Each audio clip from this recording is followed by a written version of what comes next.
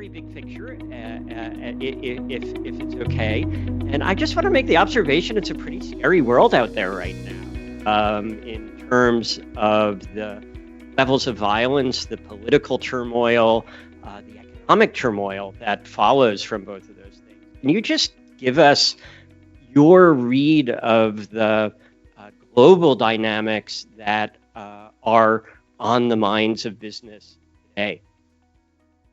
Could be, perhaps. I mean, I think obviously it's a period of increased uncertainty. We see realignment, U.S. or a de-alignment of the U.S. from the global order, but I don't think businesses are really grappling with the magnitude of what's happening.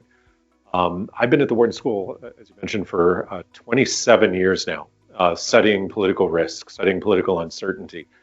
And even before I got there, I've been looking at rising pushback against globalization, rising pushback against economic inequality caused by technological change, and talking about how there's a real threat to the post-war global order.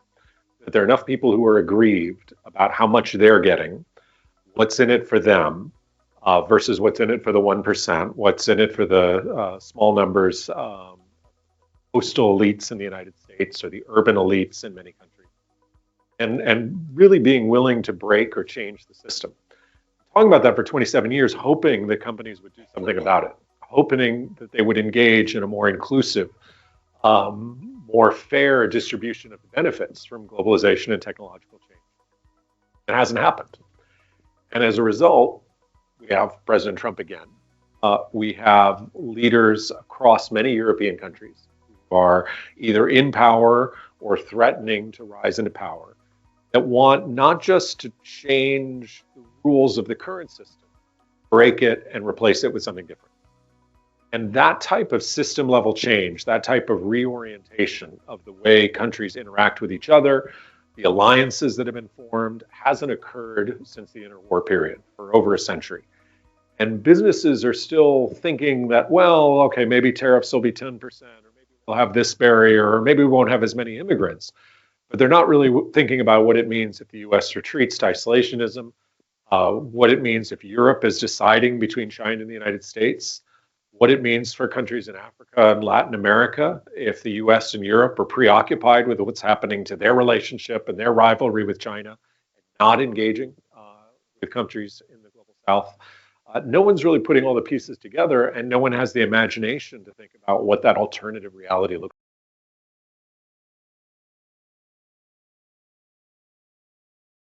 magnitude of the risks and uncertainties.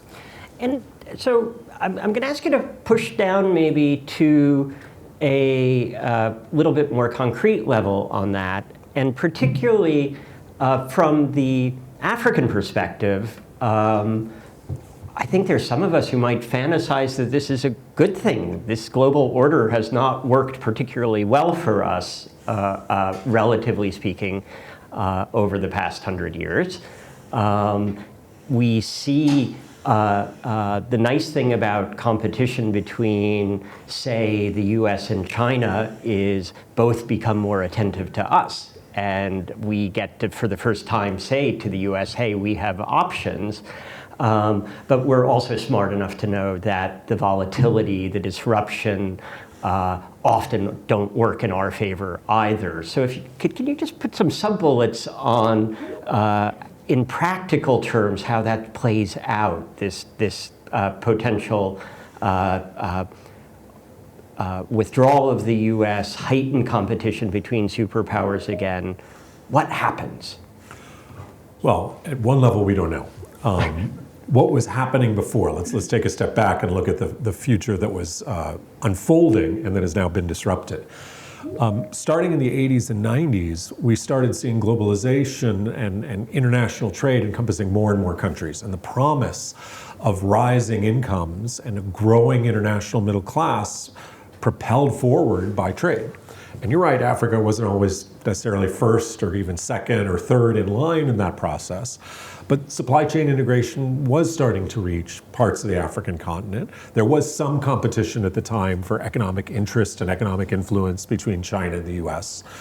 And there was some hope that much like hundreds of millions of people in China were integrated into the global economy and brought into the middle class. Hundreds of millions of people in India, people in Brazil, that might reach more of the African continent through integration of supply chains. I think that promise has been derailed. Now, you mentioned that the competition between US and China might be a good thing. It might be a good thing if they're competing for interests in Africa. The lack of attention by both economies, or the sense that their interests are purely military or purely interested in ports, leaves out a lot of the population and leaves out a lot of countries. We're seeing the US moving away from a soft power strategy. Right. We're seeing the removal of USAID funding from public health. We're seeing the US government today saying, well, African governments are going to have to stand on their own militarily against domestic insurgents. We're no longer going to take a whole government strategy and think that if the government is addressing the needs of development in the country, that reduces the military threat. We're just going to let these countries sort it out on their own. So while on the one hand, the last 40 or 50 years may have not realized the benefits in Africa that were realized in China, realized in India, realized in parts of Latin America, there was the promise that maybe they would be the next area, the next region, the continent of the next 20 years. And I think now we're looking at a very fundamental reshift where the interests in the US and China towards Africa are going to be much more instrumental. There's not going to be competition because the US has clearly said this is not a priority area. The Chinese interests are going to be less focused on competing with an alternative and more pick and choose where they have strategic interests, whether it be a port, a military base, a mineral, a crop, and less attentive to the broader concerns of who's benefiting other than back home and from a national security perspective. So while the last 30 or 40 years certainly haven't lived up to the promise, I wouldn't be optimistic about the alternative of neglect, not even benign neglect, but kind of bald-faced neglect and lack of interest and lack of care from one of the international powers. And Europe also pulling back and thinking about what's in their interest, what's in their narrow regional interest, and not being as focused on former relationships, obligations, opportunities in Africa. So we're really moving from an area where it's been a third or fourth priority to one where it's not a priority. And I don't see how necessarily how that's an optimistic bent or future. We have, up until your last statement, left Europe a little bit out of the story. And of course, for Africa and South Africa, if you look at our business relationships, our logistics arrangements, where our airplanes fly, where our fruit goes, Europe is a big part of our story. Where do you see Europe in this? And particularly now, if the US is backing off from any kind of commitment to good governance, good environmental standards. China has typically been very hands-off in its foreign policy on those issues abroad. Where does that leave Europe in this story? Well, I think that's one of the big shifts that people have not focused on, is that the one area of bipartisan consensus in the United States through the Trump administration and the first Trump administration and the Biden administration was to try to build an international coalition on strategic industries against China. And particularly in the Biden administration, there was a recognition that had to include strategic partners in Europe and Japan. And that strategy has been cast aside.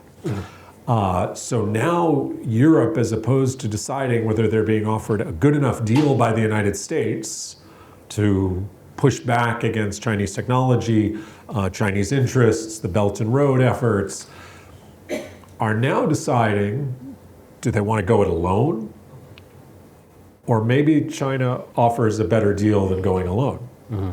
And so one of the biggest consequences of the Trump policies on tariffs and on NATO and on others has been an opening of the door within Europe to what is their role, and can they really stand alone, or do they need the Chinese infrastructure assistance, access to markets? And if that's the case, then Europe starts moving away from an independent position towards Africa or a partnership in the US towards Africa, and more towards whatever China needs, wants, or demands, they'll be willing to comply in as long as they get what they need. And again, I think that's a very different role for Europe and Africa. Yes, very much so. So if we now move from perhaps the macro dynamics to a more business focus on these same questions, if I'm a big enterprise, if I'm a global enterprise, where are you seeing shifts in thinking? So where might we already be seeing companies taking some of this into account? And then, of course, your point of view has been that perhaps they're not on the front foot on this. Where do you think they are going to need to put their attention? Well, there's sort of two levels at which companies are going to act. One is if the government of the United States or the government of the European Union are not engaging on certain issues where there's a corporate advantage, corporations will have to step up. And so there might be areas on investments in climate mitigation, the mitigation against global rising global temperatures and increased global storms and global fires. Okay, triple mic'd. There might be opportunities where companies have to step in and play more of a leadership role instead of waiting for the government, waiting for a policy, waiting for rules and regulations, because it's clear the government isn't going to act.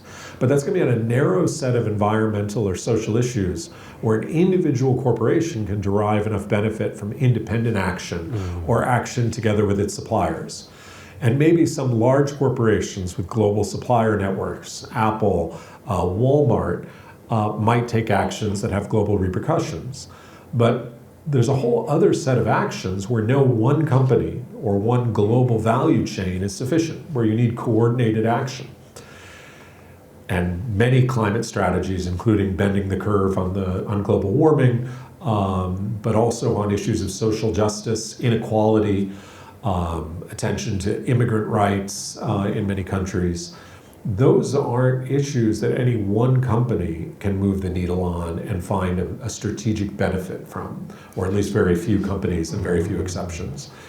And so that's a whole host of activity where corporations are going to have to make choices about whether to just wait, to just say, well, this isn't going to happen for 4 or 5 years, or is there some way we can collectively, through industry associations, through other associations, put pressure or come up with some voluntary standards of regulation? And the prospects there have never lived up to the potential. If the post-war global order didn't live up to the potential, almost no case of industry getting together and trying to regulate, trying to address these types of long-term system-level challenges has realized anything close to what was demanded or expected.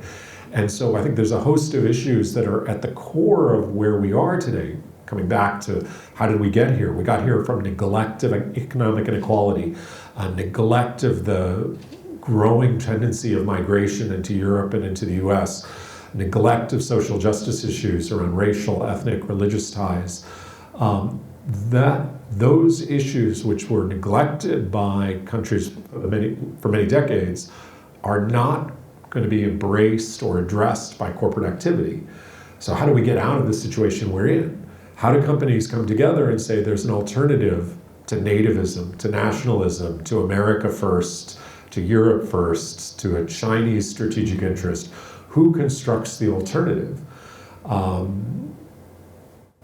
I don't have an answer to that. And that, I think, is one of the most terrifying questions of how do we construct an alternative when no one corporation has the incentive to act. And any corporation that starts talking about these issues, particularly in the United States right now, gets punished. Right? I mean, any university in the United States that speaks out on these issues runs the risk of punishment. The ability of the US government to sanction its corporations, its governments, is a real and pressing threat, and that's further chilling any effort to speak, organize, act in a way that runs against US or other government interests. And I think you're bringing the conversation, whether you know or not, very close to us here in South Africa, because we have both a legacy going back to the apartheid era, but also in the state capture era, where lots of business leaders were saying, this is too big for me. This is, I cannot put my head up above the parapet in these ways because of the risk to my business. And my business isn't just necessarily me and my profits, it's also my employees and their families and their lives. Is it all bleak? Well, on days where I try to be an optimist, I actually go back to the founding of the institution where I work, the Wharton School. From the period, so going back before the interwar period, the period of the 1870s to 1910, 1920s was a period of enormous cyclical booms and busts. Financial crises, global economic crises, and at the time, workers lacked many of the basic welfare protections, unemployment insurance, health insurance that we now have in Europe and the United States. And so there was no cushion. Workers were cast out, left to defend for themselves as the economy crashed. And this was leading to a growing radicalization of the labor movement in the US and in Europe. And there was a small set of business leaders who viewed this as a risk to the capitalist system at the time. They were called progressive industrialists. And they started creating private systems of healthcare insurance and unemployment insurance to provide for their workforce during the periods of busts. But it didn't really work because no one company could solve the problem. And so after some periods of booms and busts and failed insurance schemes, they said, we actually need the government to do this. Mm-hmm. And they started putting pressure on the government to create universal unemployment and healthcare insurance in the United States and in numerous European countries. They also, one of those progressive industrialists was Joseph Wharton, who was a steel magnate. And he said one of the things that's missing is we're training business leaders only in double entry bookkeeping. There are many schools of accountancy, many schools of finance, but there's no school to teach management, to teach how we have to solve the social problems incident to our civilization, or the government will take our rights away. Mm-hmm. So we created a business school training program, the first of its kind, to train managers to demonstrate their benefit to society, not because it was good or it was the right thing to do, but as an insurance policy or as a buffer against the threat of government nationalization of businesses. Mm. So the equivalent today, if I try to be optimistic, is that instead of Larry Fink being silent in response to pressure from the Trump administration, as opposed to Tim Cook demanding benefits from the Trump administration, as opposed to Amazon looking at how they can buffer themselves and Bezos looking at what he can or can't say in the Washington Post, a collection of business leaders would come together and say, this is a set of policies that is driving us towards a very dark future. Mm-hmm. And we need to put pressure on multiple governments in multiple places to find a more inclusive form of capitalism. Mm-hmm. I'm not sure how we get there. Right. I don't see those progressive business leaders. The few that do speak, Ray Dalio, Jamie Dimon, are often criticized, are often seen as being self-interested, not really being genuine about it. Larry Fink was demonized for taking some of these points on climate. Now there's antitrust investigations against him for trying to draw attention to the climate crisis. So I'm not optimistic, but if you push me and say what could happen, there is precedent in U.S. and European history for more engagement, and even in South African history, right? For business leaders to say this is untenable if we don't act in a different way on race relations, if we don't get behind some form of transition, things will be much worse. And so what could that look like? I think the history of South Africa, the history of the progressive movement in the United States points to a path forward, but I don't see any movement in that direction at present. Right. And so I want to jump on that last to sort of open up your thinking on another area I know that is focused on I mean, what we call non-market strategy, which I think in layman's term is, oh, maybe we should talk to everybody. Because, you know, my read in both the US and here in South Africa is that as long as business stays in its corner, whether it's one business or an industry association, and they talk to each other about these problems, and that's happening all over. I mean, I have multiple forums where these issues are raised. When the business gets really courageous, it has a private meeting with government and expresses its concerns. But whether in the US or here in South Africa, historically, contemporaneously, business doesn't like to engage more broadly socially. And of course, the story that's often told outside the country, and it's true, by the way, of the consultative business movement in South Africa and its role in the democratic transition, was the frustration of a very few business leaders with the many business leaders who wouldn't engage with civil society, right? The breakthrough came when people stopped thinking of themselves as being, oh, you're in government, I'm in business, I'm in labor, I'm in civil society, and said, no, we're people who stand up for the future of South Africa, and we'll leverage our respective networks and insights and perspectives to together move something forward, right? The consultative business movement was the co-chair of the constitutional negotiations, but together with the Council of Churches, right? And it was the power of crossing of those traditional boundaries. That's an invitation to talk about non-market strategy more broadly. How are companies thinking? How might companies have to think about how they imagine who their coalitions are and how they build those? I mean, it's a challenge because the civil society partner, right, in many of these issues isn't self-evident, and there's a range of interconnected issues: right, economic inequality, social justice, immigrant rights. I think the easiest one to imagine getting built up, I mean, beyond climate, where I think we have, you know, maybe collectively there's some opportunities and there are enough civil society organizations. The thing that's amazing to me that hasn't come up in almost any of the populist movements that have either risen to power or threatened to rise in power is a genuine populist demand to address the sort of illicit forms of capital accumulation. So many of the challenges of economic inequality aren't just what successful corporations and successful CEOs are earning. The tax shelters, the dark money, the private wealth that is offshore, buying up real estate, buying companies. There's so much dark money moving around the international system.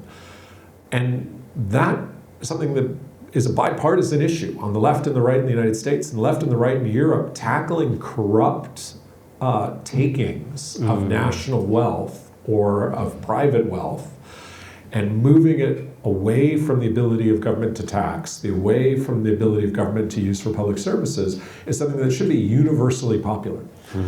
The problem is some of those same tax shelters and tax avoidance systems are used by legitimate businesses and legitimate families to protect their wealth accumulation, and those are the same entities that fund political campaigns on the left and on the right.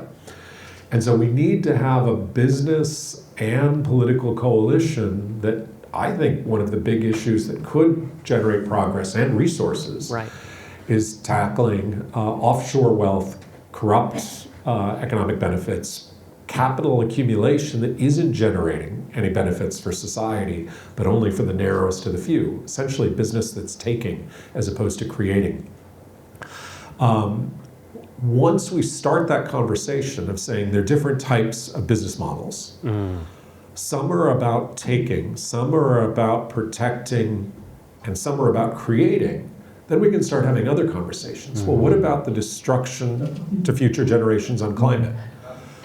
What about the distribution of benefits and who's getting them in terms of, is this fair, does this reflect what society approves of, those conversations become easier if we tackle the easiest ones first. And I think climate and corruption are the two where we seem to see bipartisan support in a number of countries, but not enough political action.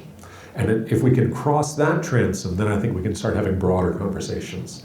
And those are areas where we see some civil society organizations mobilizing.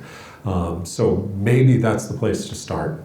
Again, if you catch me on an optimistic day. Yeah, and maybe some strategic advice would be welcome there, because what we've experienced in part, right, I'm speaking with a very broad brush, but we have a corporate community that is quite vocal about government corruption and quite silent about business corruption. And of course, they're married. You can't have one without the other. We have global firms like McKinsey and Company as named entities in the report on state capture, for which the current Chief Justice of the Constitutional Court was the chairman, and business not only largely silent, but continuing to do business. McKinsey continues to do business in South Africa. And so if our leading companies are continuing to do business with corrupt actors, how if I am a leader, a manager, how do we open the conversation that says, we've too aligned ourselves as saying we're business, we have to stand together with business, and rather say, as you say, I'm going to stand with anybody, whether they're in government, business, civil society, labor, who's about creating. And we're going to try to stand a little bit stronger together against those who are taking. I think it takes a political entrepreneur or a diplomatic entrepreneur in business or in politics. Where are the leaders in either sphere who are making this the priority issue? You'll certainly be attacked immediately as, this is redistribution, this is family earned wealth, this is just a smoke screen, a mirage for communism. I mean, I can just see how the attack that would be leveled in the United States. The number of things that get labeled, I think, it's hard for people in other countries to appreciate just how freely that term is used in the United States without any representation or link to reality. But it is a smear that gets leveled on anything that involves heavy government involvement and redistribution. But with the right examples, and the right positive examples too. I think one of the things I saw this morning that I was really proud of at my university, as mentioned earlier, all these universities are under attack and they're facing the same challenge. Do we stand up? How do we mobilize? What do we say? We released our social impact report today because there's this sense that the Ivy League institutions are taking and protecting and not contributing to their economies. And at one level, if you look at who the students are and how broadly representative they are, there are lots of problems. But in the city of Philadelphia, where the University of Pennsylvania exists, they did an impact assessment of the university. And they highlighted that 1 in 7 jobs in the city of Philadelphia is dependent on the University of Pennsylvania. Wow. And then they singled out local businesses who have survived and thrived because of their contracts with the university, including one that we use for events at the ESG initiative called 12th Street Catering, a female-owned business that started up and has found a way very successfully to meet the needs of kind of academic events and provide wonderful catering, like similar to what I saw outside, that meets the budget of academics and meets their expectations. And she's a thriving female entrepreneur. There were 3 profiles like that told positive stories of more generative contributions to the local economy. You need to have those good examples of these are the businesses that this is the kind of business we want to support. This is the kind of business that needs engagement, that needs the tax breaks, that needs the benefits. And then the contrast. Here's the company in the south of Philly that's been dumping pollutants into black majority residential neighborhoods. that has found a way to get exemptions, that hasn't done the environmental cleanup, that hasn't had the impact on that hasn't addressed the issues in the water table. This is what we want to support. This is what we want to oppose. And start telling that story again and again. So it's not about business against the government or business against society, but different types of business. And the university trying to get behind, in the case of the story I started with, the university trying to demonstrate we're actually supporting these businesses and we're doing research on these drugs and we're doing research on this issue on climate. We're actually a positive force, as opposed to, say, a for-profit university that is not doing the research, that is giving people degrees but not getting them jobs. Contrast good versus bad. Universities, companies, foundations. Right now we're stuck on this business versus government, or high tax versus low tax, as opposed to saying they're good businesses, they're good governments. Now, where does the entrepreneur come from who builds that coalition, who builds that story? That's what we're missing. Well, and I want to think that some of your recent work has at least started to ask those questions, because and please, this is not a very subtle characterization, but your earlier work talked a lot about corporate diplomacy, about the need to engage widely with stakeholders to build these common understandings about what's right and what's wrong. What are we trying to achieve? What are we trying to build? What I found interesting in your more recent work is that you're saying that has implications for how a company manages, so if we now go back to, if I can say, traditional management, organization, strategy, resource allocation, how we govern, that if we want to take some of these themes seriously, engaging with others to agree on what is generative, what's creating value, agree on what is taking what's destructive, and move forward on it, we're actually going to have to do things differently within our companies. Is that a fair characterization? Yeah, absolutely. In the first book, 2014 Corporate Diplomacy, it was working through all the different steps, how you map your stakeholders, map your issues, build your financial models, communicate. And then at the very end, it said, well, there's an organizational design challenge to doing this. It's hard because you have to reach across functions, you have to reach across geographic units. It's hard to coordinate this, and that's one of the pieces you have to get right. And over time, as I worked with more companies and more executive training sessions and more conversations, I realized that's not just a throwaway chapter at the end, like, oh, this is one of the pieces. That's really the reason why companies don't do it. Because the first 5 chapters, the first 5 elements of the framework are actually pretty easy to do. The tools are available, they're out there, they're not rocket science, they all exist, they are all in practice. The challenge is putting it all together and making it work. And so the more recent book, which came out last year, Geostrategy by Design, was really focused on this design challenge of how to build a company or build a structure within a company where the people across functions are coming together to talk about these issues. It's not just delegated to government affairs or to risk. They're viewing it as a strategic challenge. They're talking about the current issues, the medium and the long-term issues, and they're building a process in which they're looking ahead and acting and reacting strategically, not just to the market movements, not just to pricing movements, but also to political and social movements. I have to say there are very few companies who do that well, if any, but more and more companies are recognizing they need to. And maybe to link this back and make sure we have some time for Q&A. Yes. I know we're coming to the 40-minute point now. In order to do that, in order to look ahead, I think companies need to see a threat. It would be great if they did it because it was the right thing to do, but maybe the threat of losing everything that's been built up in the post-war economic order, maybe the threat of really seeing the US, Europe, and China go into separate spheres of influence, the threat of continued economic inequality leading to more populist politicians, not just in the US and Italy, but France and Germany in the next elections, maybe even the UK.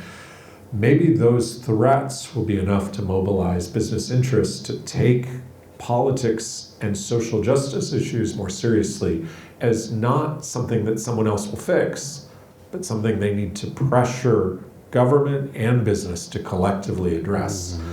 Because absent that threat, the companies have kicked the can down the road, and now we've run out of road. Yeah. So we either fall off the cliff together, or we build a parachute very quickly.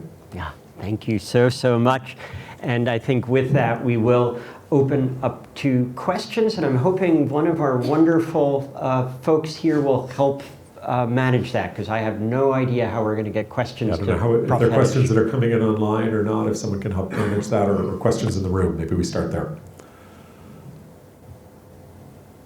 Please. Maybe I'll just respond to what you said. I suppose I need a mic. I usually don't, but what you said about the situation being bad enough because of fear of populist, the whole. It was interesting in a way that helped in South Africa, because I think everyone was so scared of the two far left parties coming in, that led to our government of national unity, because people, so I think that is a very interesting example. And if we talk now, after the government of national unity came in, there was a lot of talk about a national dialogue, and then government, I need to turn it on probably, is it on? Very well, thanks. The national dialogue, and immediately government tried to grab it for their, and there's quite a strong movement in civil society. The various foundations, an organisation I'm involved in, Dialogue for Action, various other organisations that are just insisting, and the churches, that this is not going to be a government thing. They can fund it, they have to listen, but that dialogue has to be genuine. And I know there's a lot of work, but it's coming on, because I think the situation, the threat was so severe, that civil society has woken up to a larger extent than in the past. So maybe that's just... I think that's the hope. But you have to realize the potential. So when you have these unique political opportunities, such as you have in South Africa, it certainly creates the potential for what you described. But look at Macron in France, right? He collapsed the left-right political order. Supposed to be a transcendent, young, bipartisan or centrist administration. But 5 or 8 years later, France has made no progress. And Macron is now one of the least popular politicians, and he's destroyed the credibility of the traditional parties as well as his own political party, seemingly paving the way for the rise of the populist right. Maybe that's too pessimistic, maybe, but there have been periods in the past where bipartisan coalitions or centrist coalitions have gotten formed, and you could imagine that in the United States as well. You can imagine elements of the centrist Democrat and centrist Republicans coming together, but what if 4 years later nothing's changed? Then who's next? And so I think the movement in the center to bridge previous differences and reach out to civil society is certainly a first step. But then the clock is ticking, and if that doesn't work, the reaction could be even worse. So I'm not saying we shouldn't try and hope for the best, but we have to increase the urgency of action. Because if that's seen as failing, then, okay, that was the last gasp, right? I mean, it's sort of, these analogies always have to be used very carefully, but the experience of the Weimar regime, right, in Germany at the end of the interwar period was just that effort to build that kind of coalition against the rise of the fascist right, and it failed. It was seen as ineffectual, it was seen as unable to address the social challenges, and okay, we'll legitimize and bring in the fascist right, and we'll be able to control them. Interesting. So I think urgency. Let's not lose the window of opportunity. Fantastic. Other questions in the room? No, please, because this is for the people at home. If US organizations and institutions are afraid to speak out, and I happen to work for a US company, what is the risk of the current administration pushing American-based businesses in South Africa specifically to speak out, not speak out, employ certain forms of sanctions, for lack of a better word? I think the opportunity for companies to speak out, unfortunately, or the reality is it'll happen when the cracks start appearing in the regime. When the cracks in support, when some of the original constituents behind the Trump coalition feel that it's not delivering for them. So farmers in the United States, small business associations in the United States will be the first to speak out because their interests have so clearly been harmed by the first 150 days or wherever we are now. At those moments when the cracks start appearing, who's next? Until then, the reason we haven't seen businesses standing up is the threat of punishment has been too great.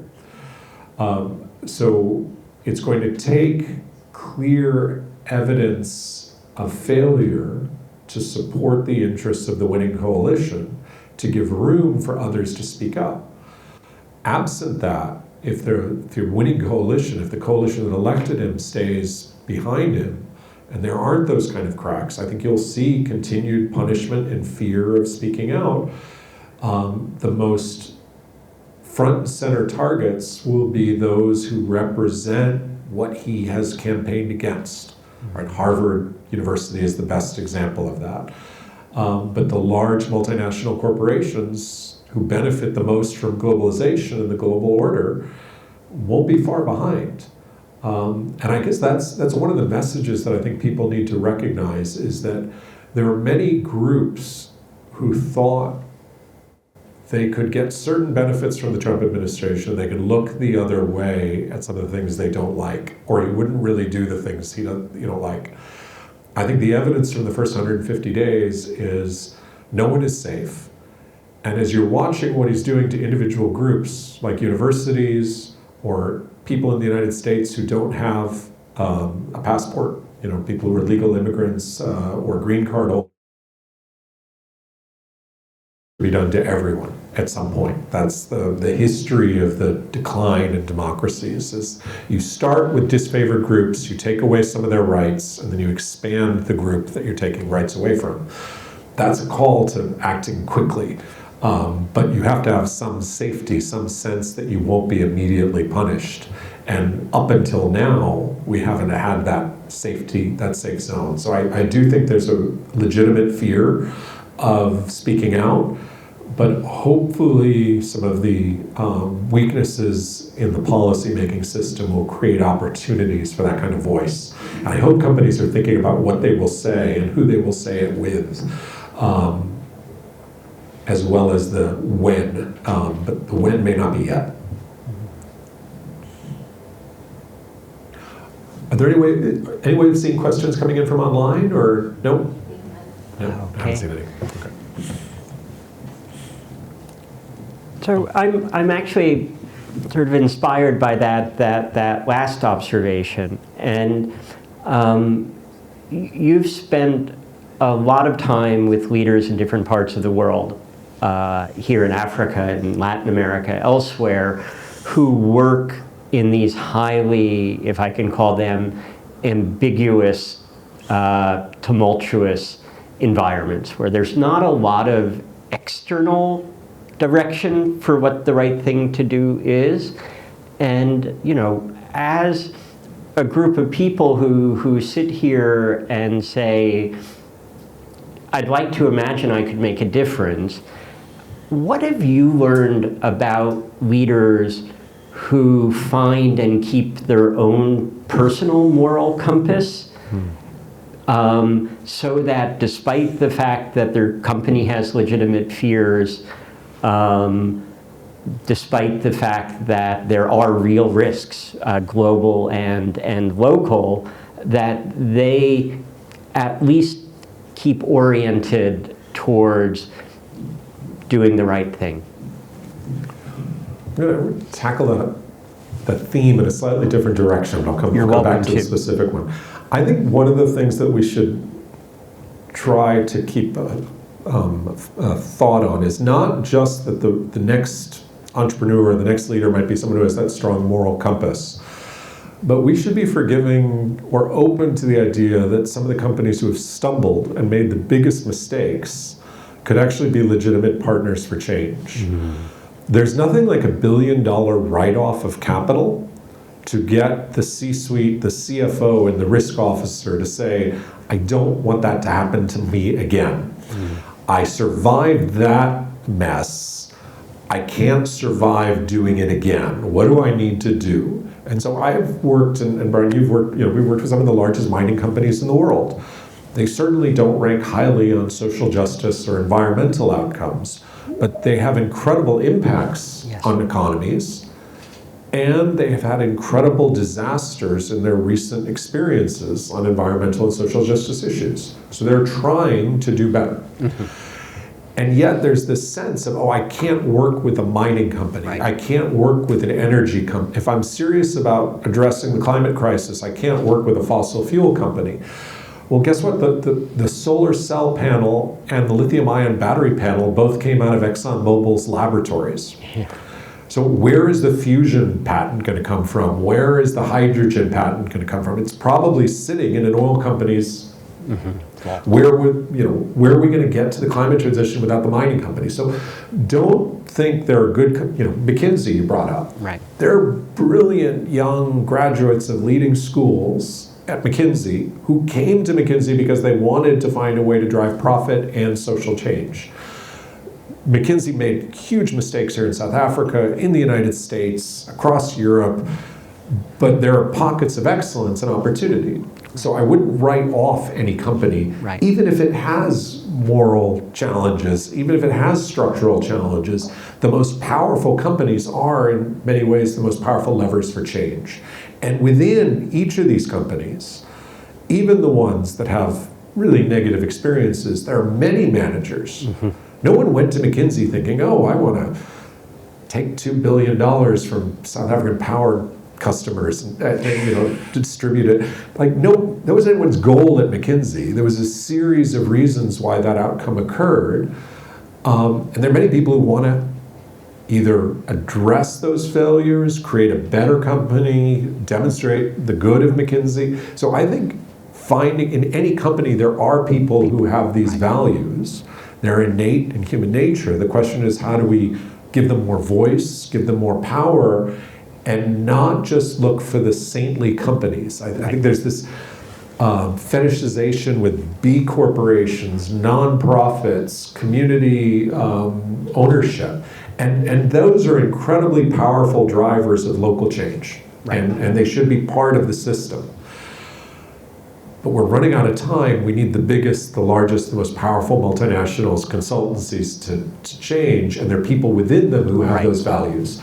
So go to those companies, point out the failures, ask them what they're doing about it, and look for the coalition within the company that's standing up and saying they want to make something better, make something different. I think it's less about finding the diamond in the rough as much as finding the opportunity in the rough for all of the diamonds that are hidden there to come together and have more power, more voice, and feel like they have an opportunity to drive change. There are those moments where companies are saying, we have to change what we do, we have to change how we operate, and we need to empower the people within them who are trying to drive that change, as opposed to replace those companies, regulate those companies out of business. I don't think that's going to work. Okay. Well, I think the only thing left for me to do at this hour is to thank you for sitting with us here this morning and sharing these experiences and insights.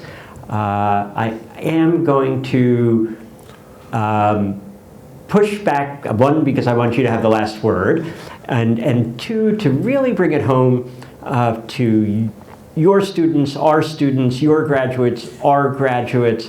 What's the best advice for somebody leaving a business school who wants to be part of that generative, creative building of their society? I think in every company right now, because of the uncertainty we just started with, there are fires burning that are threatening future profits. Fires caused by challenges from labor, challenges from communities, challenges from the environment, business models that look like they can't survive. And many people in the companies are running away from those problems because they don't know how to fix them. They're hard, they're wicked problems.